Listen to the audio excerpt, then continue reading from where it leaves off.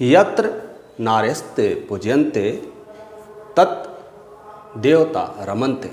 कहते हैं जहाँ पर नारी की पूजा होती है वहाँ देवता का वास होता है।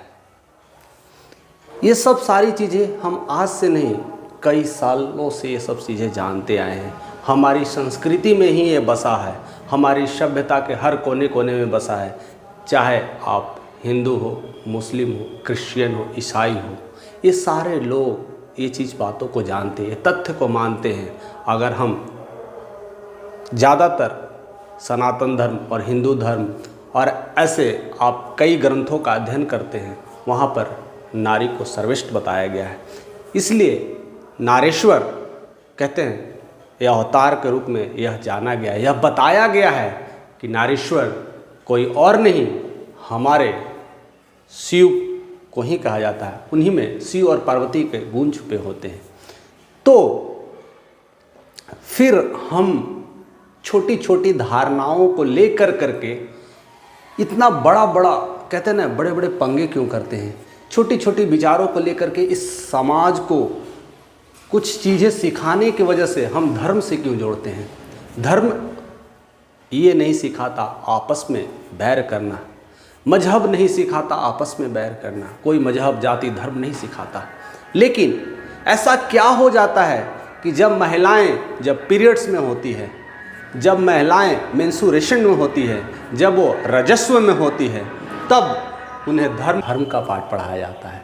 हिंदू धर्म अलग तरीके से उन्हें बताते हैं कि इस धर्म के अकॉर्डिंग आपको मंदिर जाना वर्जित है, आपको घर में किचन में जाना वर्जित है। ऐसे बहुत सारे धर्म के प्रारूप हैं। कई लोग हर तरह के, मुस्लिम में भी कई प्रतिबंध लगाए हैं, क्रिश्चियन में भी कई अलग तरह से वो टोटके हैं, प्रतिबंध हैं। ऐसे ऐसे ईसाई धर्म में लेकर के सिख धर्म में हर तरह की चीज़ें प्रावधान किया गया है। और सब लोग आपस में कहीं ना कहीं अलग अलग रिप्रेजेंट किए गए हैं कि ऐसा नहीं करना चाहिए। उसके पीछे बहुत सारे तथ्य देते हैं। तो मैं आपको ऐसी दुनिया में ले चलता हूँ जहाँ पर जब मनुष्य की उत्पत्ति ही नहीं होती। वैसे धर्म कोई और धर्म नहीं, वो सनातन धर्म है।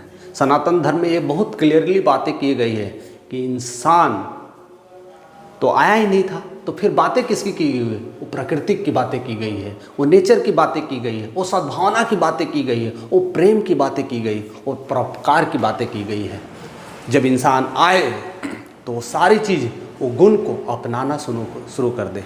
जैसे ही वो इंसान आना धरती पे शुरू हुआ तो वो गुण को अपनाने लगे। लेकिन उस गुण के अपभ्रंश ने कई लोगों को मजहब में बना दिया और कई लोगों को मजहब जातियों में तोड़ दिया। इस तरह से लोग सनातन धर्म के अलग अलग पहलू को अलग अलग अंदाज़ों से देखने लगे। हिंदू धर्म अपने आप को सनातनी कहते हैं, कोई और लोग किस तरह से देखते हैं। इस सब ने अपने अपने मजहब से जोड़ दिया है। लेकिन मजहब से तो जोड़ लिया है, तो इसमें पीरियड्स, अगर महिलाएं पीरियड से हो रही है या राजस्व से गुजर रही है, मेंस्ट्रुएशन से गुजर रही है, तो उन्हें क्या करना चाहिए? ऐसा क्यों हो रहा है कि उन्हें मंदिरों में नहीं जाना चाहिए, उसे मस्जिदों में नहीं जाना चाहिए, उसे पूजा पाठ नहीं करना चाहिए, उसे मंत्र का उच्चारण नहीं सिखाया चाहिए? ऐसा सनातन धर्म नहीं सिखाता कि गायत्री मंत्र या हिंदू मंत्र जो ऐसे होते हैं, जो गायत्री मंत्र पढ़ते हैं, महिलाएं ना पढ़ें। बताइए हम किधर जा रहे हैं, हम क्या सोच रहे हैं? गायत्री मंत्र किस लिए बताया गया है, या मंत्र का उच्चारण या सनातनी का मतलब किस लिए बताया गया है? कि आप पवित्र हो, आप शांत हो और आप सुरक्षित हो, आप अपने आप को बेहतरीन बना सकें। लेकिन इस तरह के टोटके ने आज हमें समाज में अलग अलग कैटेगरी में बांट दिया गया है। और उसका परिणाम यह देखने को मिलता है, जिससे जो महिलाएं आज पीरियड्स में होती है वो मंदिर नहीं जा रही है, वो पूजा पाठ नहीं कर रही है, और यहाँ तक कि उन्हें रहने के लिए भी अच्छे सुविधा भी नहीं दिए जा रहे हैं। कहीं कहीं तो ऐसे ऐसे जगहों पर देखा गया है कि आज भी महिलाएं अस्तबल में रहती है इस दिनों में। ऐसी धारणाएं क्यों हैं? आज भी उन्हें घर से बाहर रहना पड़ता है जब वो इस दौरान में होती हैं। तो क्या है, ऐसा क्यों हो रहा है? क्या हम आज भी चीज़ों को नहीं समझ पा रहे हैं कि इसके पीछे की क्या है, इच्छाएं, लालसाएं क्या है, ऐसे क्या हो रहा है? तो मैं सबसे पहले ये आपको बताना चाहूँगा और साथ में यह भी कहना चाहूँगा कि इंसान में दो चीज़ें होती हैं, एक शरीर होती है, एक आत्मा होती है। आप जो पीरियड्स होते हैं वो शरीर का ही एक अंश है, लेकिन आत्मा जो कहते हैं ना, आत्मा और परमात्मा एक अलग अंश है। तो आप अगर मंदिर में जा रहे हैं तो क्या शरीर की शुद्धि के लिए जा रहे हैं? आप तो आत्मा की शुद्धि के लिए जा रहे हैं, आप तो मन की शुद्धि के लिए जा रहे हैं। तो वहाँ पर शरीर का क्या मोल है? अगर एक्चुअली में कहा जाए ना दोस्तों, तो हम मंदिर में तो जाते हैं, हमारा शरीर नहीं जाता, हमारा मन जाता है, हमारा आत्मा जाता है और वहाँ पर वो शांति पाता है और उसका प्रारूप कहते हैं ना हमारे शरीर पे पड़ता है। अगर आपको सही में शारीरिक कोई प्रॉब्लम होता तो आपको अस्पताल जाना चाहिए था, आपको वैसी जगह जाना चाहिए था, डॉक्टर के पास जाना चाहिए था। तो मंदिर में जाने में क्या प्रॉब्लम है? ऐसा खास करके मैं 2-3 साल पहले की बात है, जब मैं केरला में था तो बहुत ज़्यादा ये प्रतिबंध लगा था कि वहाँ पर मंदिरों को जाने से रोका गया था, महिलाओं को मंदिर में जाने से रोका गया था। उनके पीछे बहुत सारी कहानियाँ हैं। अब रोक दिए तो क्या हुआ? इंसान को रोक रहा है कि उसके आत्मा को रोक रहा है? इस चीज़ों को अगर बढ़िया से समझना है, अगर आपको क्लियर कंसेप्ट चाहिए तो भगवत गीता पढ़ें। भगवत गीता में अध्याय 4 में ये चीज़ें बताई गई है कि आत्मा का असली मकसद क्या है, आपका कर्म योग क्या कहता है, आपका ध्यान क्या कहता है। अगर ध्यान, आत्मा, ये सब चीज़ों का बोध होने लगे, आपका मर्मों का बोध होने लगे, तो आपको पता चल जाएगा कि पीरियड्स के दिनों में मंदिर हमें जाना चाहिए कि नहीं जाना चाहिए, पूजा पाठ करना चाहिए कि नहीं करना चाहिए। मैं ये नहीं कहता कि ये हमारी संस्कृति में लोग कहते हैं कि नहीं जाना चाहिए या क्यों कहा गया, इसके पीछे की वजह जानना चाहिए। जो लोग पहले जो लिखे गए हैं, हमारा जो कहते हैं ना भारत साइंस में इतना डेवलप था, टेक्नोलॉजी में इतना डेवलप था, अध्यात्म में इतना डेवलप था, लोग उसको तोड़ ममोड़ के जिस तरह से आज परोस रहे हैं, वो कहीं ना कहीं हम उससे शिकार से कहते हैं, उसके शिकार से ग्रस्त हो रहे हैं और आजकल की महिलाएं उससे परेशान हो रही हैं। ये तब की बात है, आज से 1000 साल पहले की बात है, जब उस समय के गुरुओं ने, ऋषियों ने ये सब सारी चीज़ें बातें बताई गई थी कि पीरियड्स के दिनों में मंदिर क्यों नहीं जाना चाहिए, क्योंकि उस समय हाइजीन का इतना ख्याल नहीं होता था। आजकल इतनी सारी सुविधा जो है उस समय नहीं थी। उस समय महिलाएँ घर में कई लोगों का एक साथ खाना बनाती थी, साथ साथ घर के बाद गाय जानवर जो भी हैं उनकी भी सेवा करना, बच्चों को भी सेवा करना और घर की साफ सफाई की जिम्मेदारियां सारी उठाती थी। तो जब कहा जाए, जब मेंस्ट्रुएशन होता है यानी ब्लड रिसाइकिल होता है, तो उस समय ब्लड निकलते हैं तो उस समय खून की कमी हो जाती है, एनीमिया हो जाता है, यानी उनको थोड़ा रेस्ट मिल जाए तो उसे फिर से रिफॉर्म किया जाता है। इसलिए उन्हें अनुमति दिया जाता था कि कुछ दिन रेस्ट करने के लिए, आराम करने के लिए। लेकिन इसका अपभ्रंश कुछ और निकाला जा रहा है कि सदियों से चली आ रही इस प्रथा में आप दखलंदाजी क्यों दे रहे हैं। कुछ बाबा लोग इस बात को कह देते हैं और मंदिरों से धर्म से जोड़ देते हैं, तो कहीं ना कहीं हम उसके शिकार हो जाते हैं। अगर हमें बचना है तो हम अपनी स्क्रिप्ट पे जाना पड़ेगा, हमें वो पुरानी ग्रंथों में लौटना पड़ेगा, हमें अपने पुराने भारत में जो जो सारी चीज़ें ग्रंथ हैं उसको अध्ययन करना पड़ेगा। नहीं तो कुछ वैसे लोग हैं वहाँ जो इस चीज़ को शिक्षा दे रहे हैं, वहाँ से ज्ञान लेना पड़ेगा। हमें अपनी संस्कृति को फिर से देखना पड़ेगा कि ऐसी क्या क्या चीज़ें थी जो लिखी गई हैं। नहीं तो क्या होता है कि आजकल की दुनिया में क्या है, एक सैटेलाइट से पिक्चर लिया जाता है इंडिया को और दिखाया जाता है कि देखो इंडिया जगमगा रहा है। आप थोड़ा सा ब्रेन लगाइए कि जब आप सैटेलाइट से लेते हैं, आप 1000 फीट की दूरी से ऊपर होते हैं, तो इंसान इतना बड़ा जो 6 फीट के, वो तो दिखाई नहीं देता है। ये बल्ब क्या दिखाई देंगे, वो चमकता हुआ दिखाता है कि इंडिया ऐसा दिख रहा है। क्या पॉसिबल है? कहीं ना कहीं आपको अभ्रंशित किया जाता है।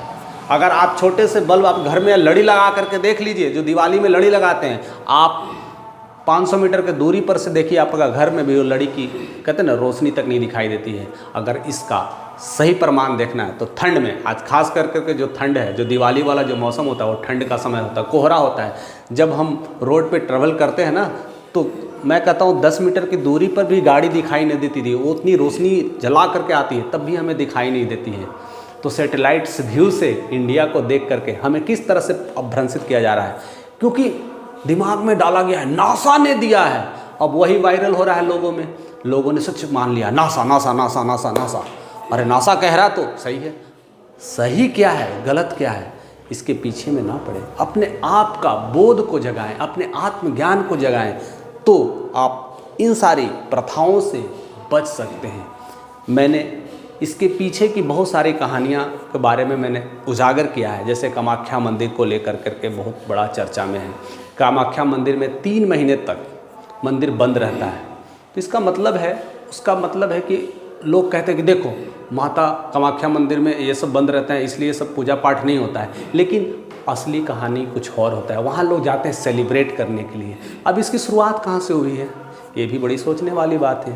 तो हिंदू धर्म में यह पहले से ही मान्यता थी कि जब कोई भी लड़की जब वो बड़ी होती थी, जब उसकी पीरियड शुरू होती थी, तो उन्हें कहते थे नहलाया धुलाया जाता, उनका सम्मान किया जाता था, उन्हें खुश नुमा बनाया जाता था, जिससे वह आगे वाले पीरियड को संभल सके, वो समझ सके और वो खुशियों का पल हो जाता था, वो एक त्यौहार की तरह मनाया जाता था। वही कामाख्या मंदिर का एग्जाम्पल है। 3 महीने त्यौहार होता था, बड़े बड़े श्रद्धालु संत लोग आते हैं और जश्न मनाते हैं कि माँ अगले बाकी 9 महीनों के लिए तैयार हो, और वही हिंदू प्रथा में चीज़ें शामिल था। लेकिन दोस्त, हम कहते हैं ना कि हम भारत में तो थे, लेकिन कई सालों से अंग्रेज़ों के गुलाम भी तो रहे हैं, मुग़लों के गुलाम भी तो रहे हैं। कहीं ना कहीं हमें तो डर भी तो सताया है। मुग़ल ने जिस तरह से हमें डराया है, जिस तरह से अंग्रेज़ों ने हमें डराया है, तो हम बेचारे डर करके क्या करेंगे, सेलिब्रेट तो कर नहीं कर सकते।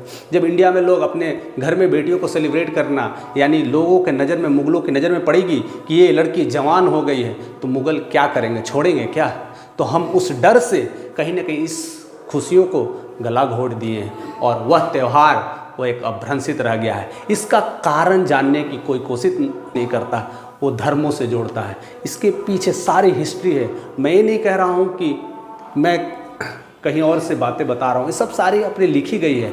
आप पढ़ना स्टार्ट करिए, आप उस चीज़ों को, ग्रंथों को पढ़ना स्टार्ट करिए, समझिए उसके पीछे की क्या रहस्य है। आयुर्वेद शास्त्र भी यही बताता है, कभी नहीं सिखाता कि मंदिर जाना क्या है, नहीं जाना। उसमें ये बताता है कि पीरियड्स होती है तो उसमें क्या क्या सावधानियाँ रखनी पड़ती है, किस तरह से अपना स्वच्छता को ध्यान रखना पड़ता है, कैसे कैसे हाइजीन का इस्तेमाल करना पड़ता है, उस दिन क्या खाना चाहिए, क्या ना खाना चाहिए, ऐसी सारी चीज़ों की जानकारियाँ मिलती है। और ऐसे बहुत सारी जो पौराणिक कथाएं हैं, जिसमें मैंने एक बुक भी लिखा था, पीरियड एंड इमोशंस। ये book period and emotions Hindi version है, उसका इंग्लिश वर्जन भी मैंने लिखा था।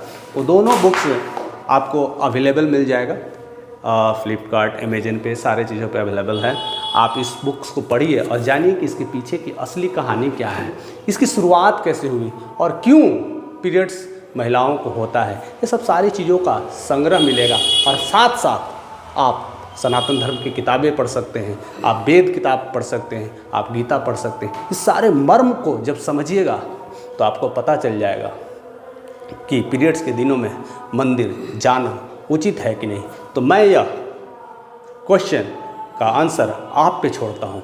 आप हमें कमेंट करके बताइए, क्या मंदिर में जाना चाहिए और नहीं जाना चाहिए? क्या महिलाओं को पीरियड्स के दौरान में पूजा करना चाहिए या नहीं करना चाहिए? क्या उन्हें खाना बनाना चाहिए या नहीं बनाना चाहिए? क्या वह अचार छूना चाहिए या नहीं छूना चाहिए? बहुत सारे अभ्रंश हैं, ऐसे बहुत सारे जो कहते हैं ना विचारे हैं, जो ऐसे बहुत सारे जो प्रथाएं हैं, उसके विषय में क्या आपकी राय है, हमें कमेंट में बताइए। और हम जानेंगे कि हमारी सभ्यता और संस्कृति के लोग, हमारे भारत के लोग कैसा सोचते हैं। तो हमारे साथ यहीं बने रहने के लिए आपका तहे दिल से शुक्रिया। So thank you for watching this video. अभी तक आपने चैनल को सब्सक्राइब नहीं किया तो सब्सक्राइब करें और ज़्यादा से ज़्यादा तक लोगों को शेयर करें, जिससे हमें ज़्यादा कमेंट मिले और लोगों को पता चले कि असली सच्चाई क्या है।